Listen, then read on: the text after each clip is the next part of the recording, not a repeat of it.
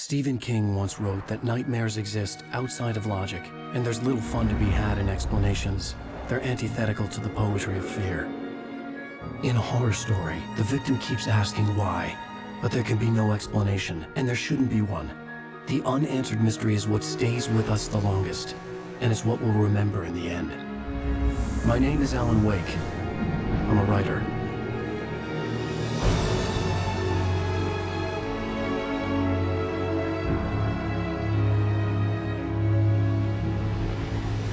I've always had a vivid imagination, but this dream unsettled me.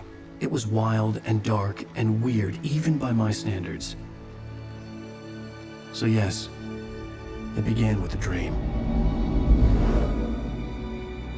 Following a typical nightmare pattern, I was late, desperately trying to reach my destination, a lighthouse. For some urgent reason, I couldn't remember. I'd been driving too fast down a coastal road to get there.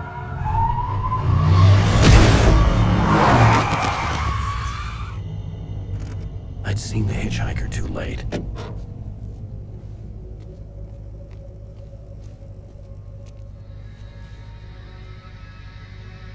He was dead. I was convinced they'd put me in jail and I would never see Alice again.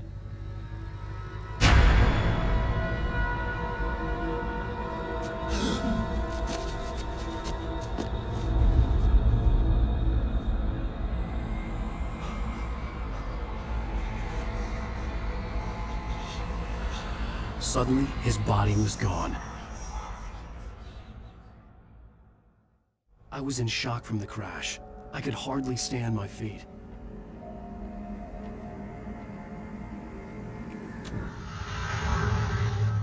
Hello, my name is Mikael Kasurinen and I'm the lead game designer of Alana Weyka. This is a video game commentary that spans throughout the whole game. Commentators will appear like this on the screen every time there's something that we like to talk about. But be aware that this commentary is full of spoilers. If you haven't played the game yet and you want to experience it as it was meant to be played, stop now, go back to the option screen and turn off the commentary. You can always come back later. This commentary is location based, so every time you hear a commentary that you want to listen to, stop moving and don't try to advance to the next location. Feel free to look around, but moving forward in the level might actually override the existing commentary. The only way to replay a comment is to restart the last checkpoint. Now, enjoy the commentary and have fun. Hiya, my name is Tim Lundqvist. I'm one of the level designers of Alana Weyka. Hello, my name is Tero Tosa. I'm a senior environment artist at Remedy. Hi, I'm Mikko Rautalahti and I'm a writer here at Remedy.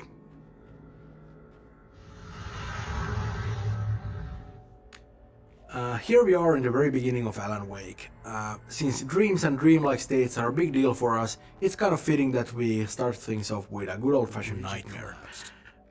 We also do a couple of other things here though. For example, we introduced Thomas Zane. We don't call him that yet, but that's what the big floating ball of light is. And we also do a tutorial here, and that was actually kind of challenging because it's not very easy to marry the idea of a story introduction and a tutorial together, but you know, I think we did an okay job with that.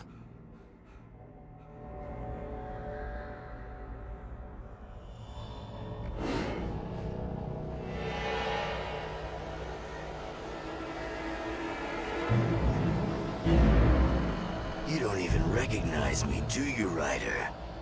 You think you're God? You think you can just make up stuff?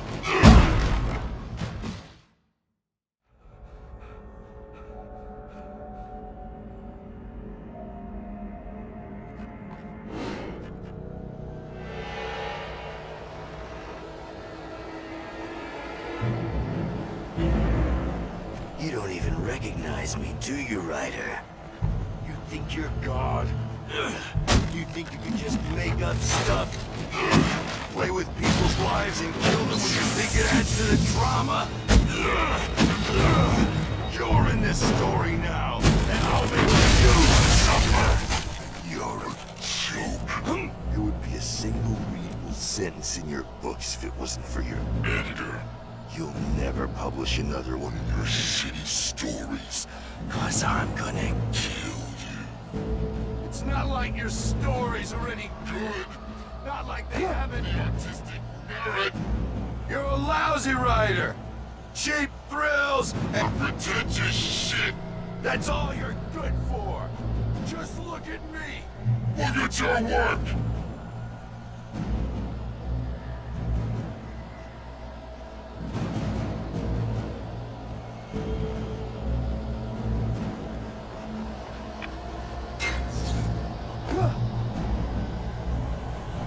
You missed your deadline! Damn.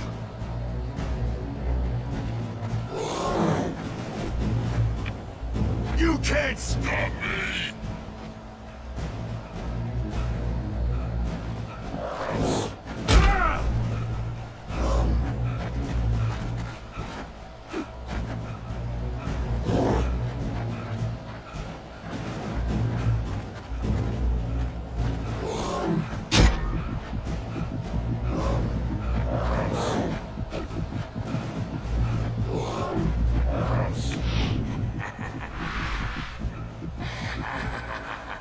I realized that the hitchhiker was a character from the story I'd been working on.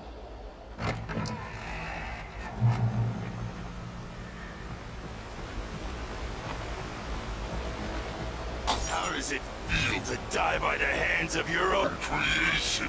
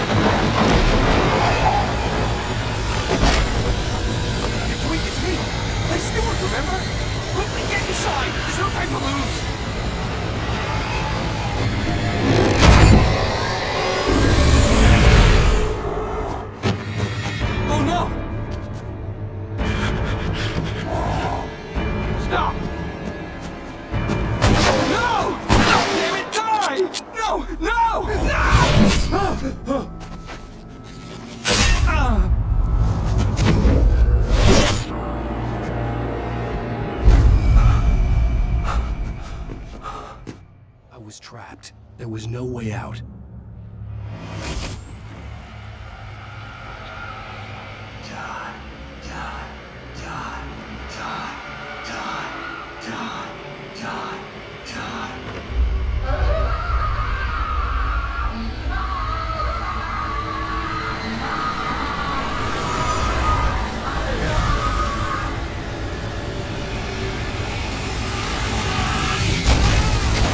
It was a death trap.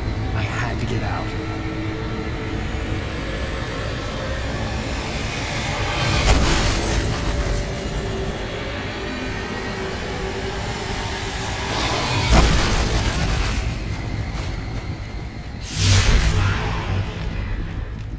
Follow the light.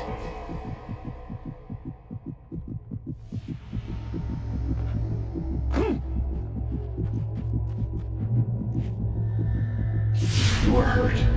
You should go into the light. You are only safe there.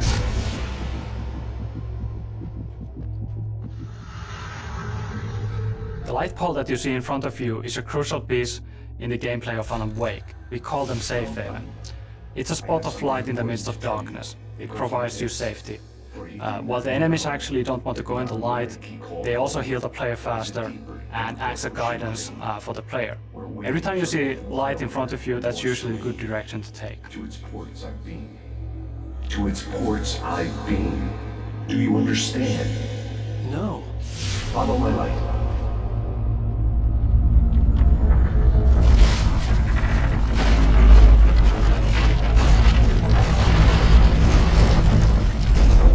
I entered your dream to teach you. The darkness is dangerous. It's sleeping now. When it feels you coming, it will wake up. There's no time. I can only show you the most important.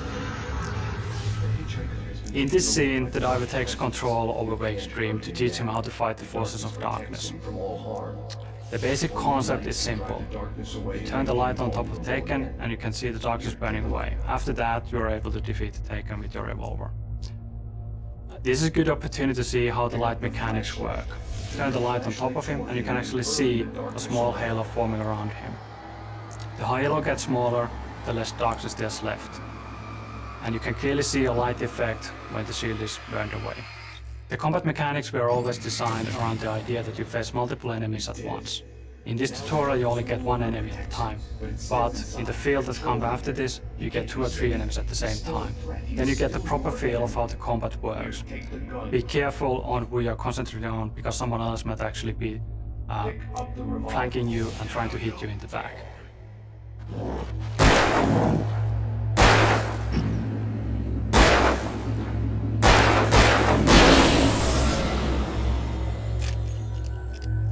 Good. You've done well. Remember what I've taught you. That is all. I will give you back your dream now. In the nightmare, a terrible darkness was taking over the world.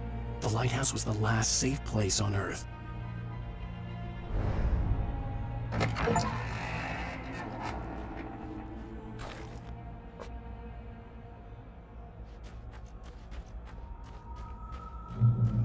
You made me this way, and now I'm gonna kill you.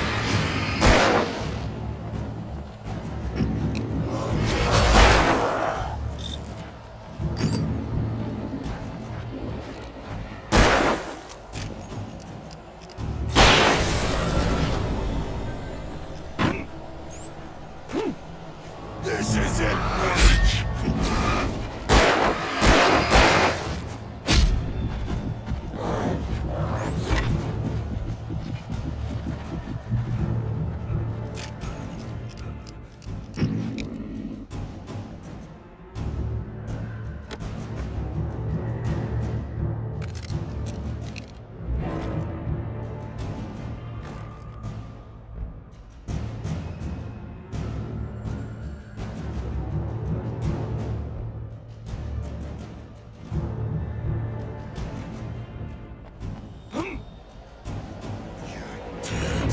Just like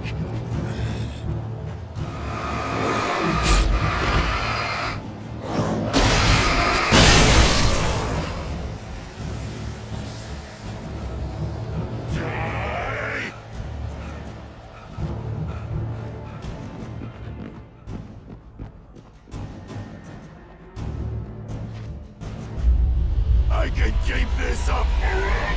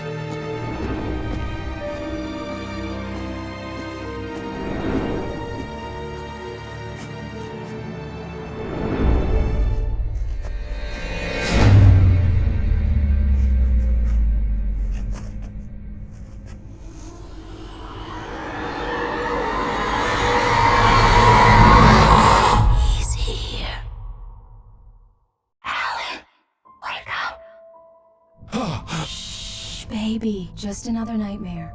Everything's fine. You dozed off. Right. Anything more than dozed off would be news for everyone. Cheer up, handsome. We're here.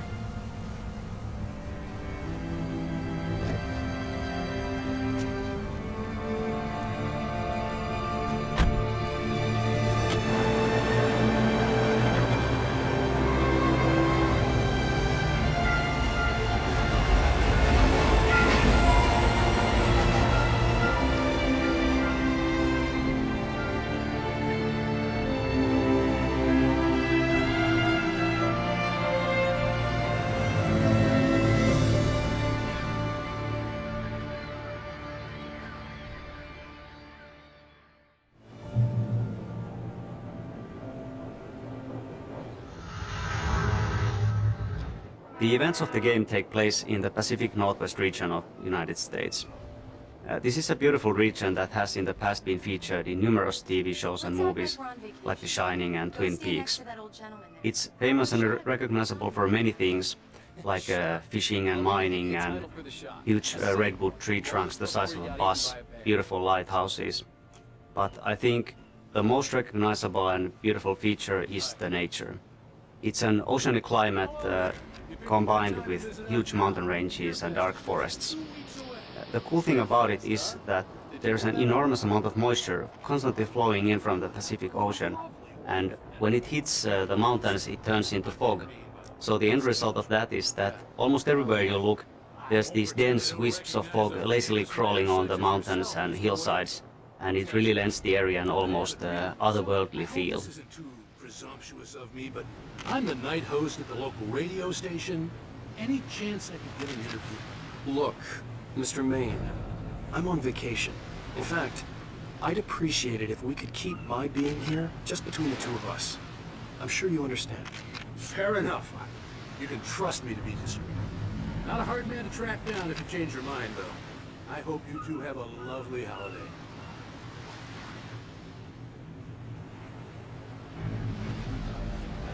Very nice. I got a couple of really good ones. And I see you made a friend. That's cute. Right. Yeah? Hey, bestseller, how's my favorite writer? Are you there yet? Barry. Yeah. We just got here. Are the locals giving you trouble? Just say the word and I'll hop on a plane and come make sure that you're left alone, Al. No, Barry, we're fine. Great, great. Just want to make sure you can relax and recharge. So, how is the place? Has it gotten your creative juices flowing? Barry, we're just settling in. Okay, Al. I'll call back later to make sure you're doing okay. And you call me if there's a problem, okay?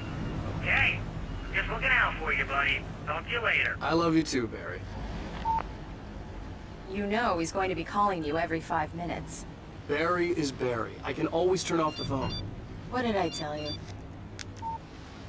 Text message from Barry. He says hi to you too. Alan, we're here. Come on, let's get back to the car.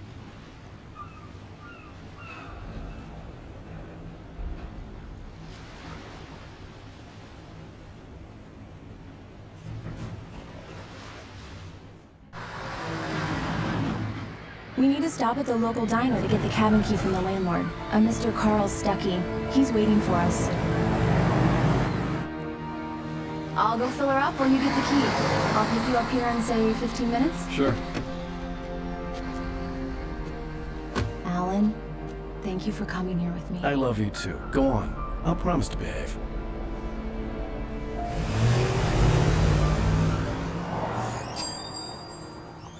I'd forgotten there were still places like this.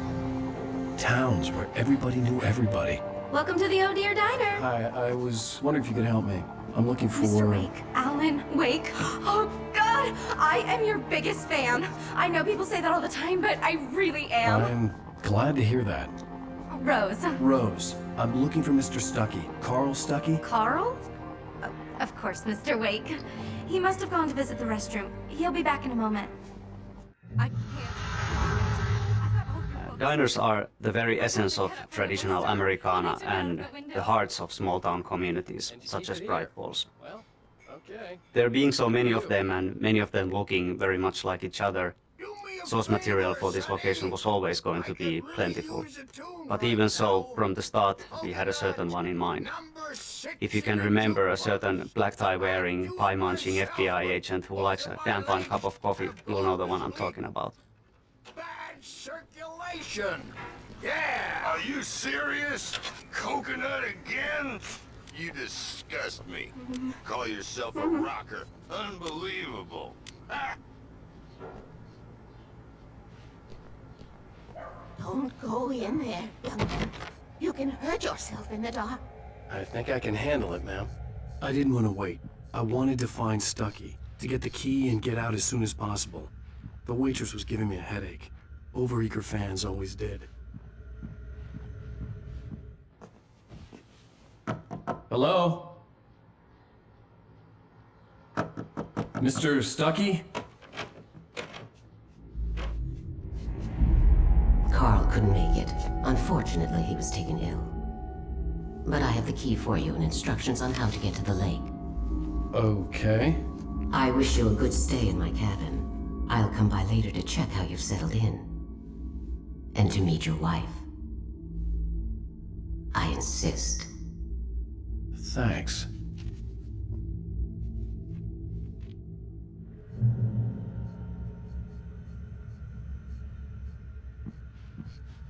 Cauldron Lake is a special place. Very inspiring. You got lucky this time, young man. You can hurt yourself in the dark. This really ought to be... Even that sounds better than your singing. Are you alright? Splendid! Damn hernia. The Andersons, they're, local musicians. We're waiting for Dr. Hartman to come pick them up. They wandered off from his clinic at the Cauldron Lake Lodge.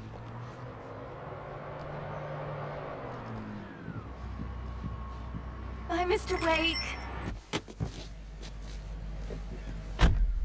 Mission accomplished. The key and the directions. My hero. I got some flashlights, just in case. Hey, wait! Mrs. Wake! Your keys!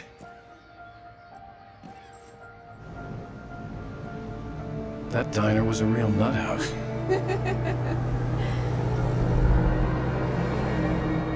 Can you believe this place?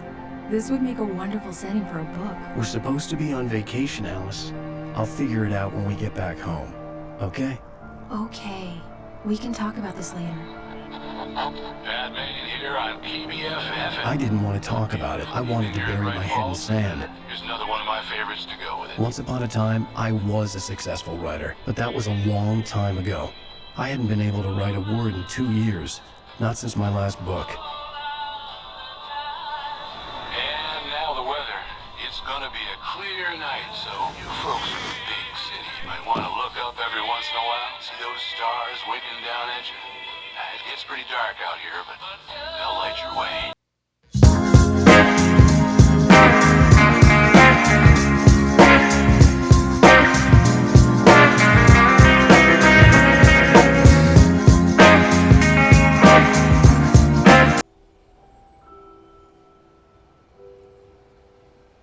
Wow.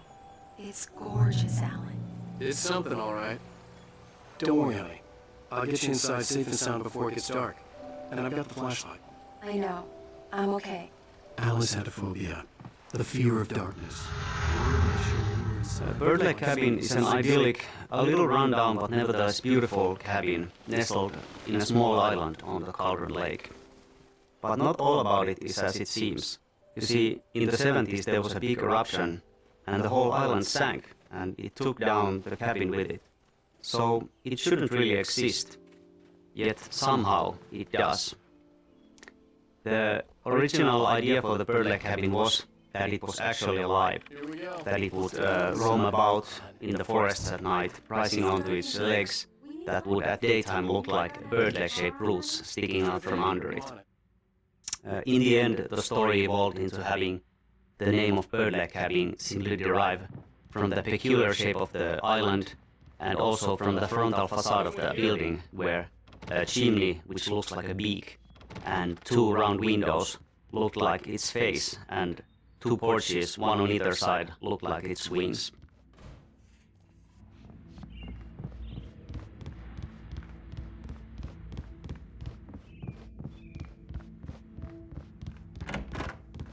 For a moment, the oppressive feel of the nightmare I had seen on the ferry returned.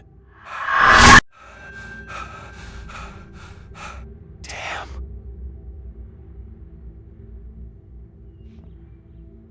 I needed to get the power running in the cabin. There had to be a fuse box or a generator somewhere on the island. The cabin looked like a time capsule from the 60s, or even earlier.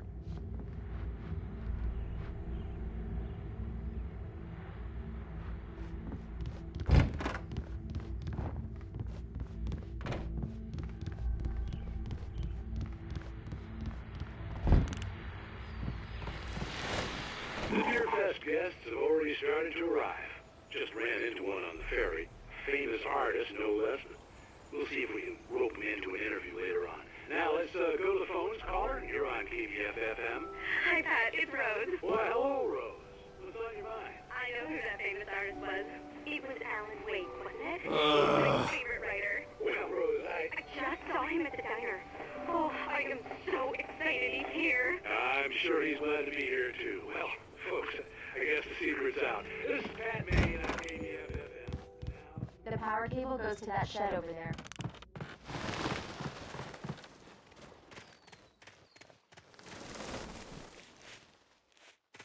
The island had once been the site for a love story. Maybe it would be that again.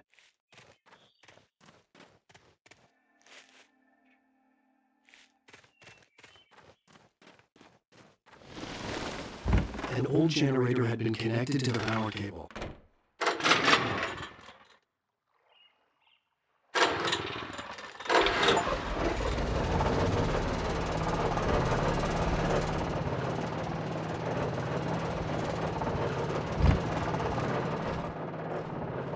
The lights are on! Good work, honey. I'll freshen up a bit and start settling in. Okay, I'll look around a bit. Sure thing! Have fun!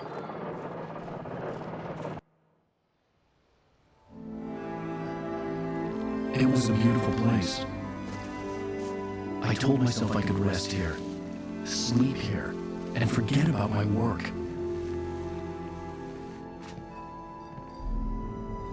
I thought we could be happy here.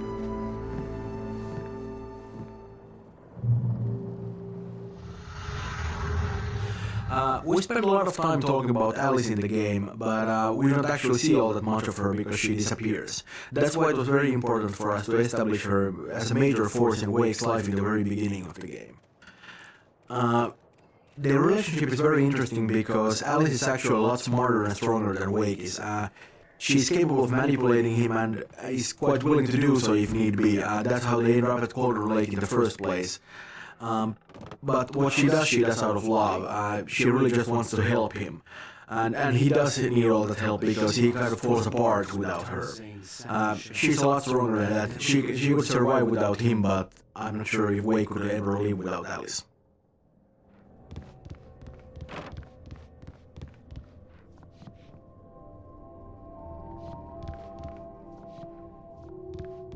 Alan, I'm upstairs. I have a surprise for you.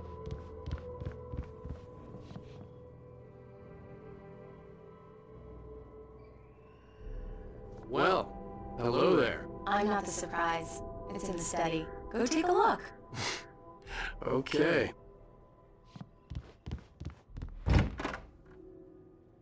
Surprise! Alice? What is this? I guess I have a small confession to make. I thought maybe you could write here that a change of scenery would get you past... Damn, Alice, you... Everyone... Hey, just hear me out. There's a local doctor, Dr. Hartman. I read a book of his. He has a private clinic here. He specializes in helping artists. So now you want to get me committed? No, it's not like that. That's not... Alan? Alan? Just don't! I don't want to hear it! God damn it, Alice! God damn it! I knew she wouldn't follow me in the dark. I needed some time alone to think things through.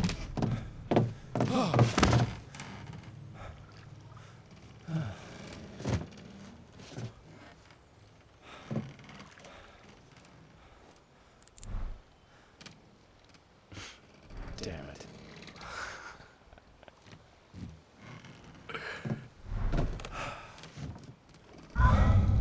Alice? Alice? Alice! The cabin had gone dark. All the lights were out. Alan Wake has a lot of problems. His marriage is failing, he's suffering from the results of extremely poor impulse control, and frankly, the guy is a bit of a dick. He's not a bad writer, he's definitely a decent one, and obviously he's been very successful, but you know, it's probably not a coincidence that the moment he sets out to write is really... Alice? Alice?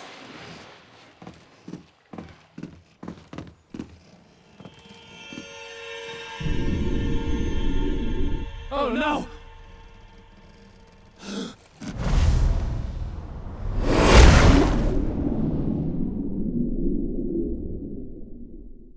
Keep going. Wake up. Alice?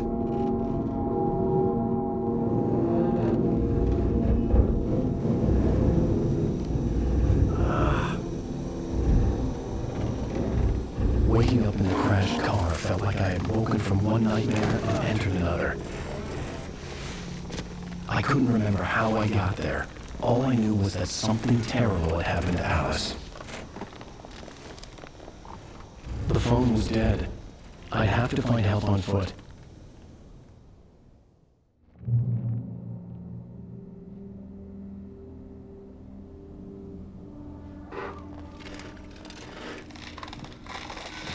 Among Alice's things was a book, The Creator's Dilemma, by a Dr. Emil Hartmann.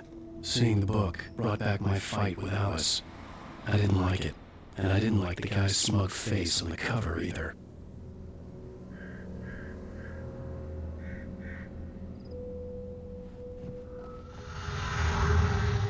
Designing the environments, we are making full use of the diversity of nature in the Pacific Northwest region.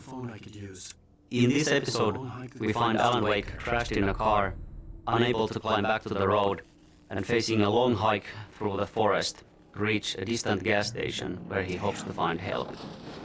The area is a rocky, forested valley. He has to go through a logging site and also a marshland that follows the bottom of the valley and a river crossing. In the end, there is a vintage old gas station to explore, so really it's a visually very interesting location. Hello?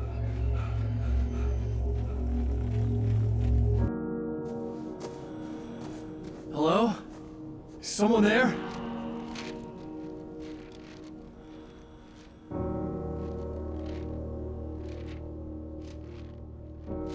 The loose sheets of paper were pages from a manuscript entitled Departure. That was the name I planned to use for the next novel I had never gotten started. I was named the author. I hadn't written it. I couldn't remember writing it.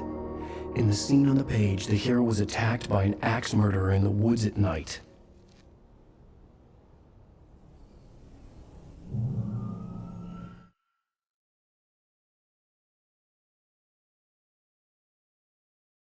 Departure by Alan Wake.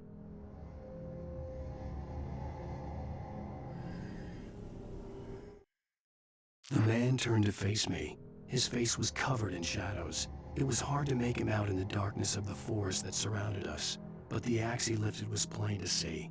It glistened with the blood of his victim. He grinned madly. The shadows were alive, distorting his features.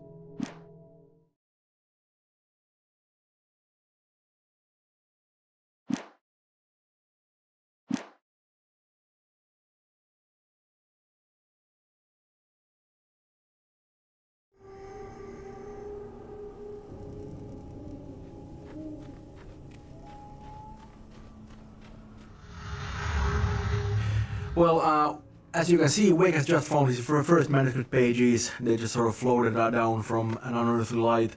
And the manuscript is really one of our main storytelling tools in the whole thing, and one of our most important concepts in the entire game. And that stuff was actually really difficult to write because you don't have a lot of space there. You have a couple of paragraphs, and you kind of need to be able to tell a little story there. Yeah, and I also think that the manuscript pages are a big part of the whole Alan Wake experience. While it also tells lots about the world itself, it also gives you a really deep history of different characters in the game. Yeah, and it feels kind of natural too, because we sort of made the pages a part of the whole thing. They're not just sort of random things in the on the sideline, but they're actually something that's really a part of the plot because they really are the plot. Exactly, and I especially like the idea how certain pages actually predict some events that are going to occur in the future. Yeah, we do a lot of foreshadowing there, but it's not, we don't really do the kind of a thing where we sort of, hint at something. We actually come right out and flat out, say it, because that's sort of... Hey! Hey, you! Phil! There's been an accident! I need help! Listen, I need to... Premium cabins for rent in... Nightfall! Oh, hell. Carl Stucky. To meet you. Non-refundable reservation deposit required. Fair and square. And square.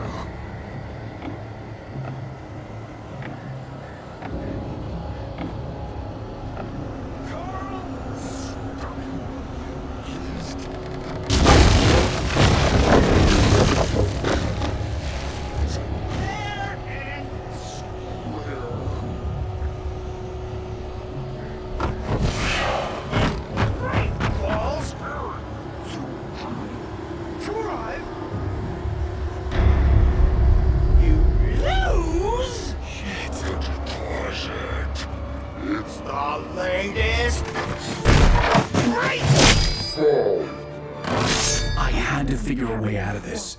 Any second now, and Stucky would be knocking on the door with his axe like Nicholson in The Shining.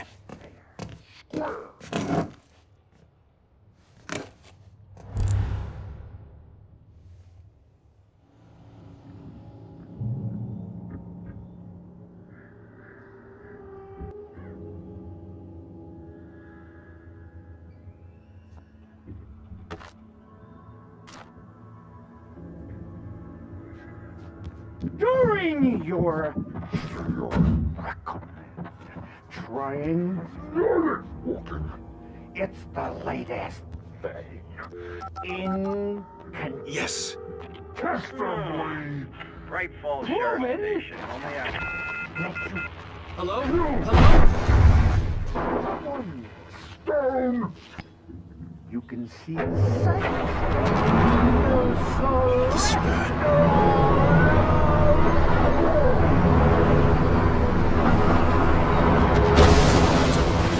As long as I was liable to catch an axe right before it.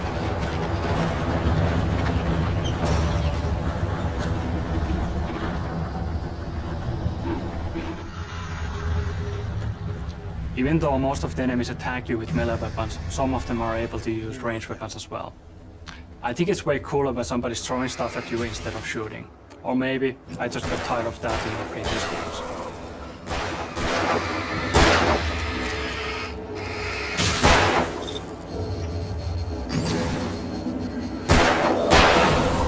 My head pounded with a concussion.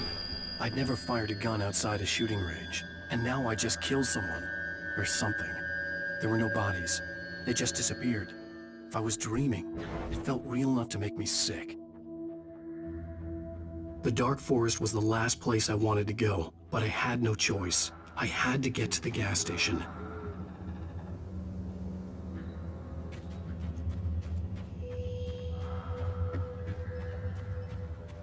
Eerie hand-painted graffiti was revealed by my flashlight. Someone had hidden a chest of supplies near it.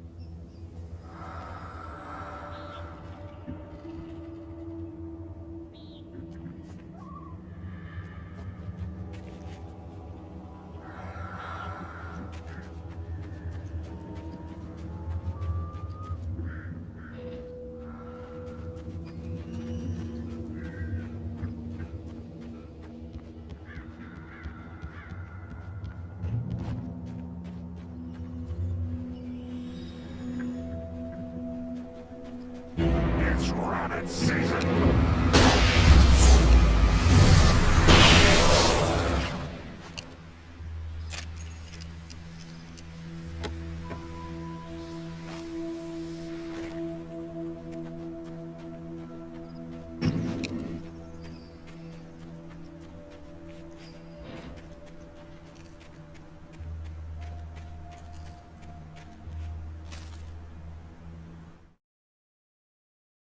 Rose knew she had been gushing, but right now, she didn't care.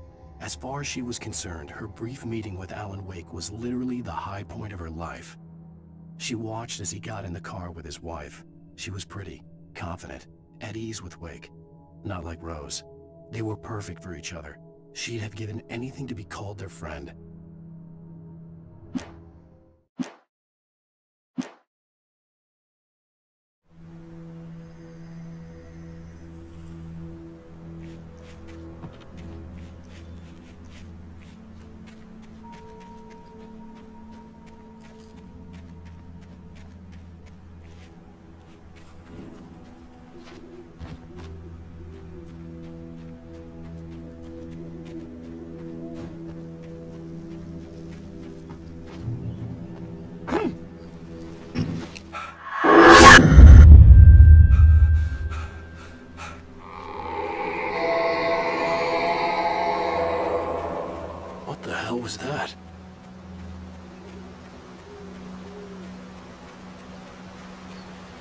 When I saw the river below, something uncoiled itself inside my head. I realized that I'd have to find a way. Wake's newfound fear of water is a result of his plunge into Cauldron Lake. Of course, at this point in the story, he doesn't know what happened to him, he doesn't remember any of it, but, you know, on some subconscious level, he knows that he's been violated, and he associates that with the water.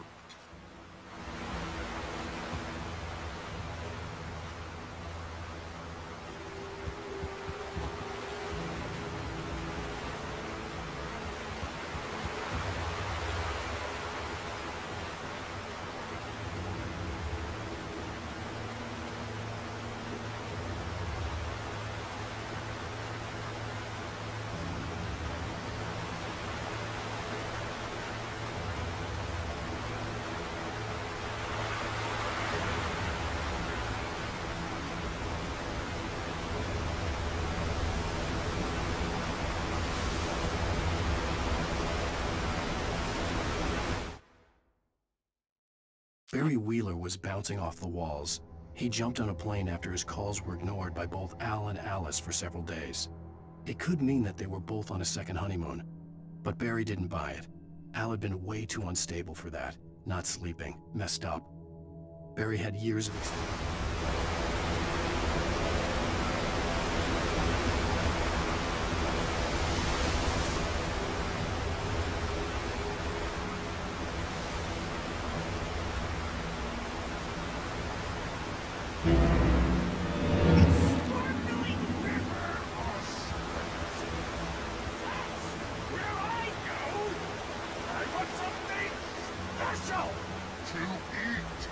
Stucky was still out there, in the dark, stalking me.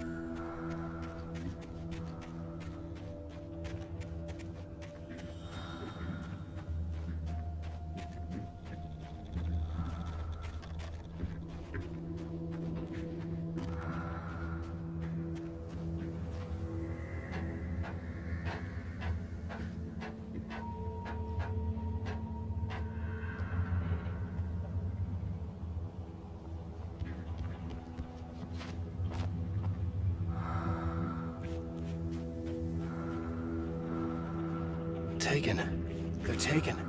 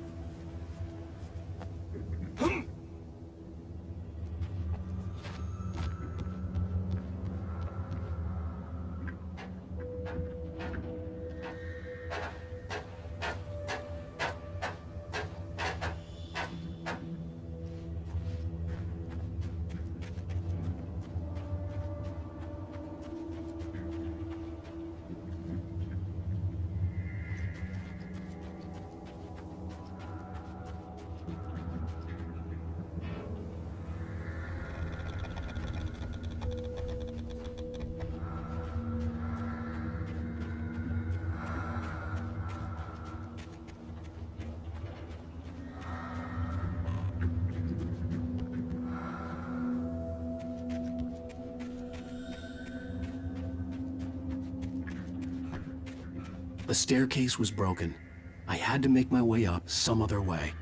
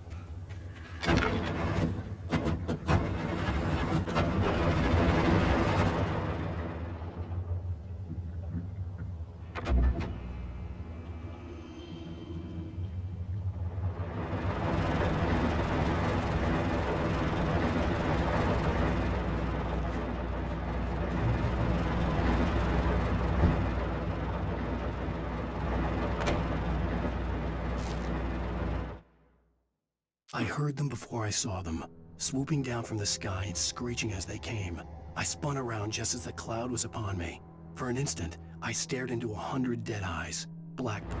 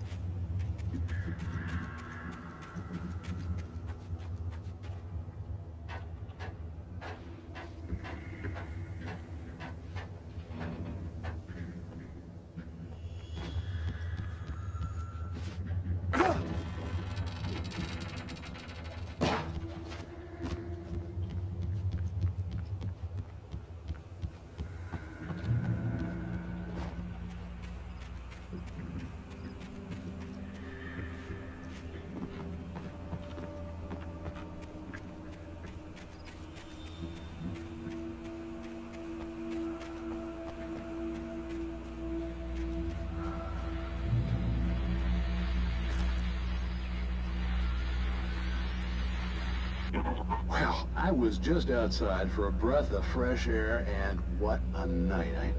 I know most of you are probably in your beds by now, but if you're still up and around, take a moment. Step outside for a spell and breathe in deep. The weather is absolutely still. The sky is crystal clear. It's like the forest is quietly breathing along with you. As you listeners know, I'm a night owl, and it's on nights like this I wish I wasn't cooped up in the studio.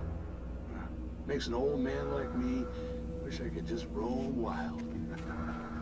But here I am, and I will keep you company all night long if I want. It looks like I'm not the only one staying up late.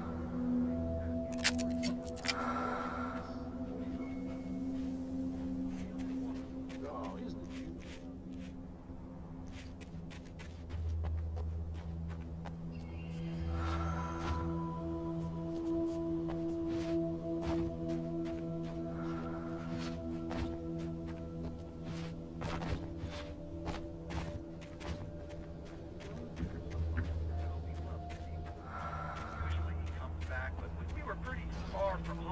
Sounds like he went pretty wild there.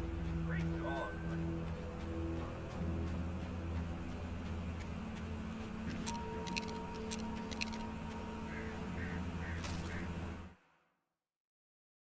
At first, I kept finding the pages as if by accident. The book I couldn't remember was either a terrible and true prophecy or an act of creation that had rewritten the world. I began to hunt the pages feverishly, for they held the answer to the mystery. With it, I could save myself.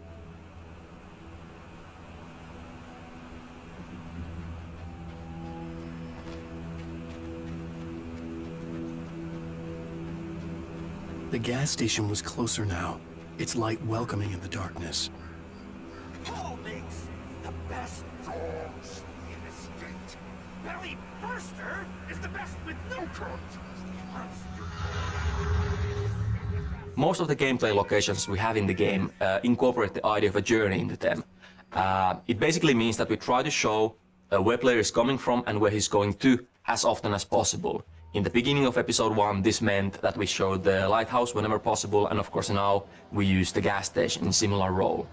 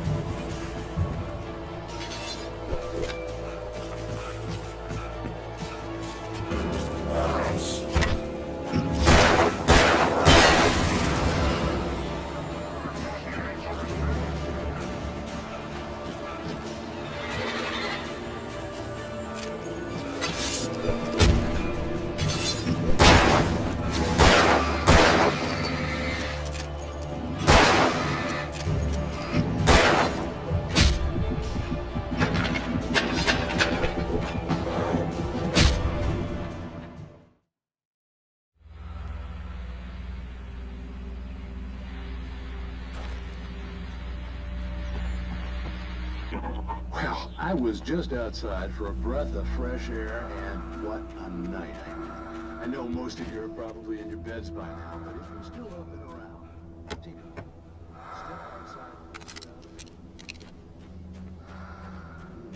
is absolutely still. The sky is crystal clear. It's like the forest is quietly breathing along with you. As you listeners know, I'm a night owl, and it's on nights like this.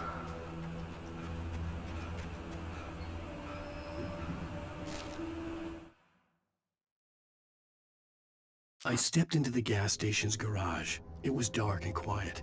The place was a mess. It looked like someone trashed the place or that there'd been some kind of fight. Light spilled into the room through an open door at the back, and I made my way toward it, without any warning.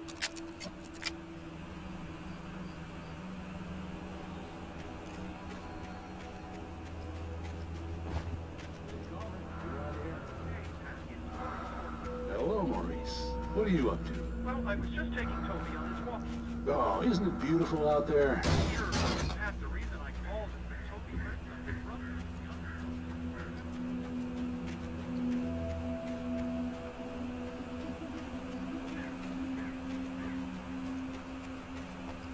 The gas station was closer now, its light welcoming in the darkness. Paul makes the best rolls in the state. Most of the gameplay locations we have in the game incorporate the idea of a journey into them. It basically means that we try to show where player is coming from and where he's going to as often as possible. In the beginning of episode 1, this meant that we showed the lighthouse whenever possible, and of course now we use the gas station in similar role.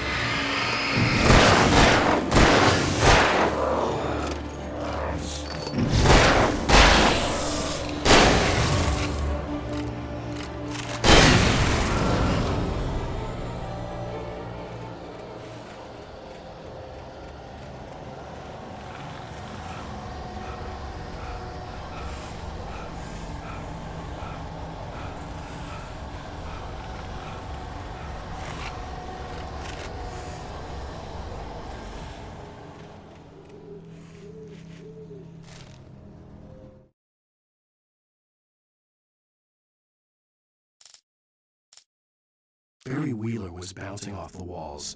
He jumped on a plane after his calls were ignored by both Al and Alice for several days. It could mean that they were both on...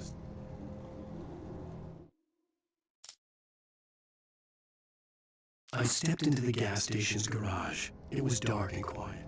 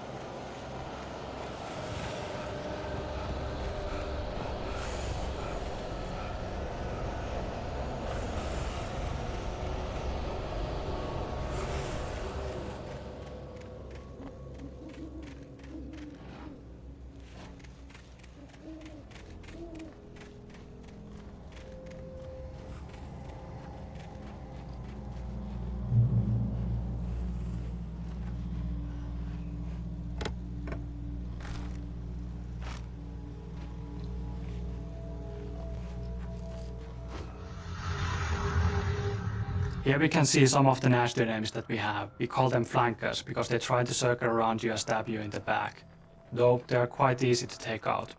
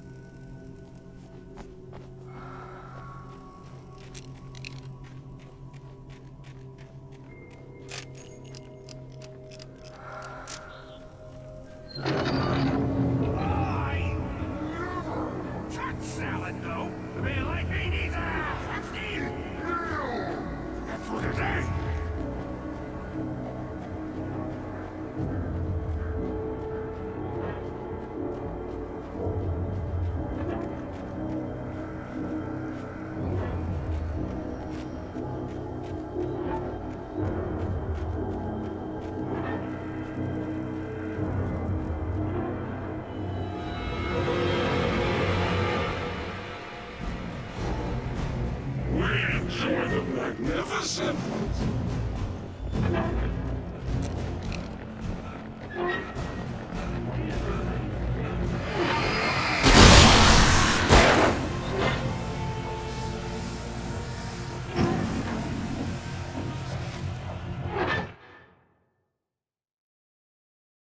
The cabin on Cauldron Lake? She asked. The sheriff looked at me suspiciously. The early morning light flooded through the office windows. I would probably never have gotten out of the woods alive without her help, but I couldn't tell her the truth of what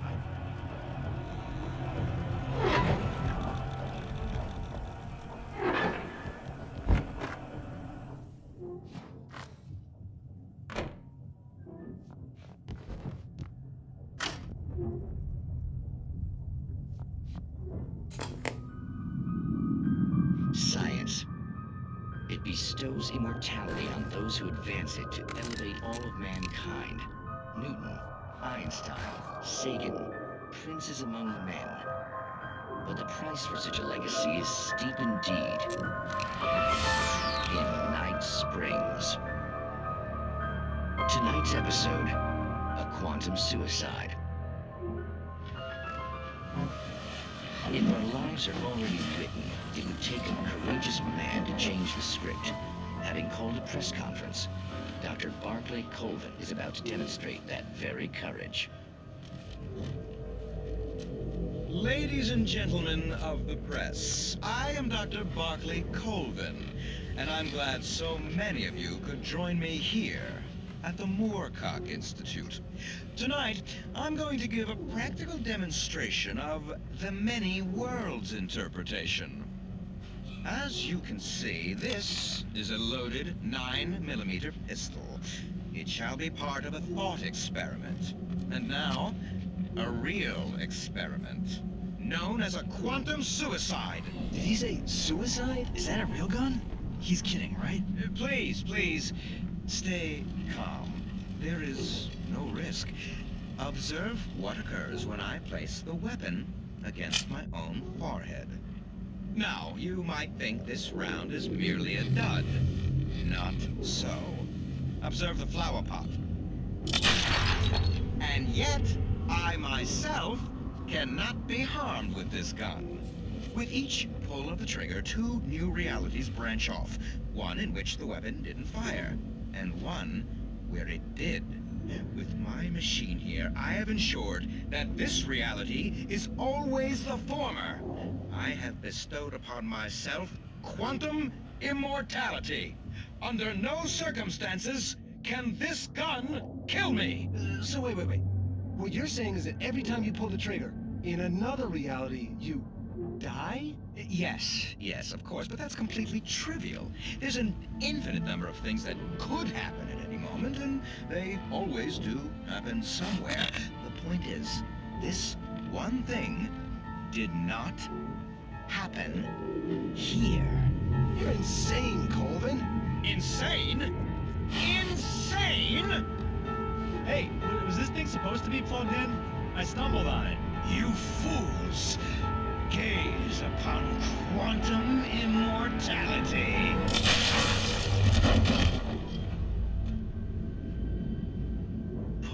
Poor Dr. Colvin, felled by his own hubris or the ignorance of the masses.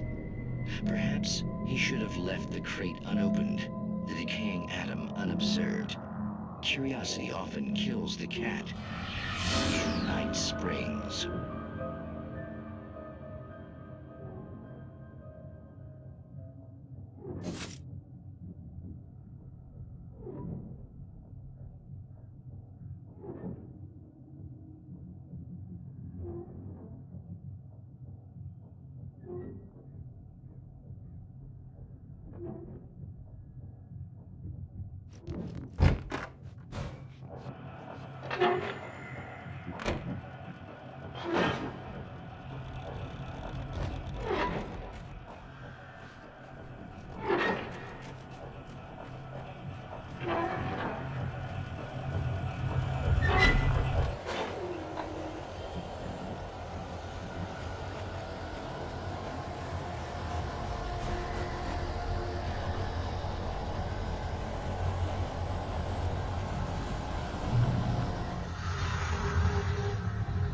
The journey from the crash car onwards has seen a steady escalation of suspense, and now we're wrapping it up with a meeting with possessed Carl Stucky. As you might think, it can be dangerous. It requires patience.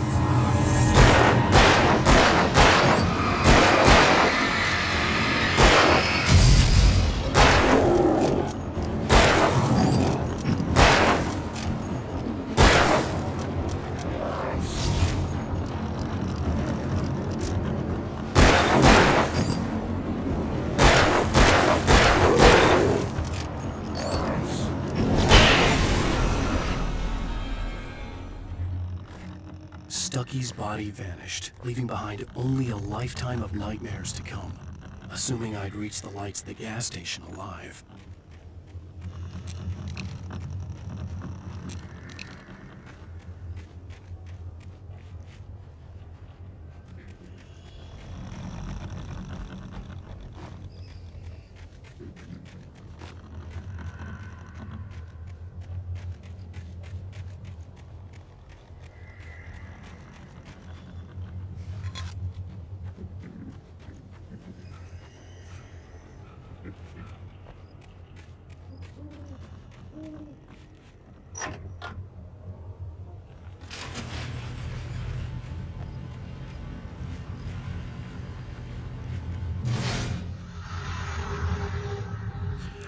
You're about to find the first TV at the gas station where we see Alan Wake raving like a lunatic.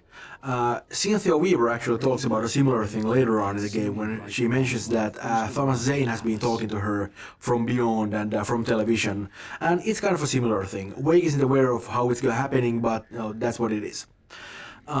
We are thinking of Alan Wake as kind of a sum of three parts actually. Our writing, Ilkka Villi's face and body language, and Matthew Poretta's voice. And since we shot this stuff on video instead of producing it with our game engine, that's actually Alan Wake at his purest, you could say. And, you know, not coincidentally, it's also Alan Wake at his craziest.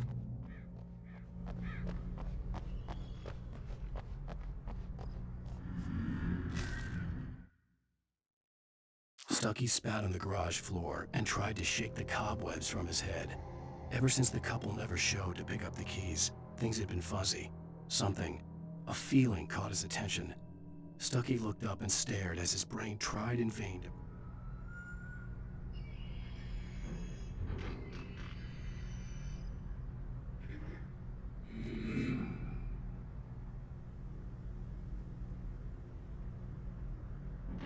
The Deer Fest had been 2 weeks away when we arrived.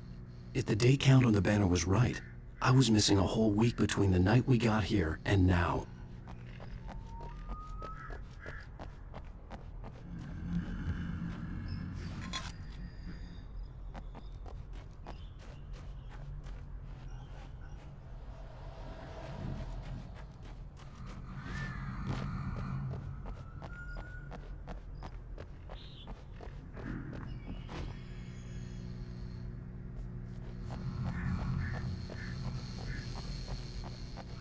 The garage was a mess. It looked like someone had trashed the place, or that there'd been some kind of fight.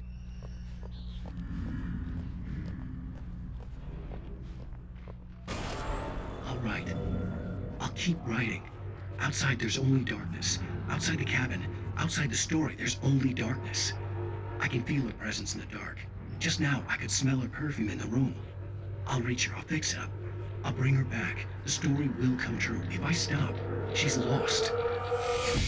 I don't believe this. It'd been me on the TV, talking crazy. Was I losing my mind?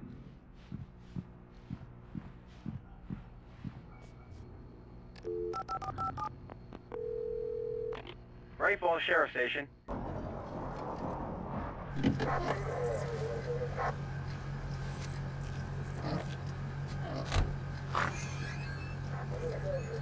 Oh, thank God, Sheriff. Sheriff Sarah Breaker, you are... I'm Alan Wake, but listen, I was in a car crash. My wife, Alice, she's missing. Calm down, Mr. Wake. We were staying in a cabin on the island, on Cauldron Lake. There's no island on Cauldron Lake, not since the big eruption in the 70s. Please, I can take you there, okay? You look like you've taken a pretty bad knock to the head. Are you okay? Listen. We'll figure this out. Please get in the car. We'll swing by the lake and then we'll go to the station, okay? Mr. Wake, have you seen Stucky, the guy who owns this place?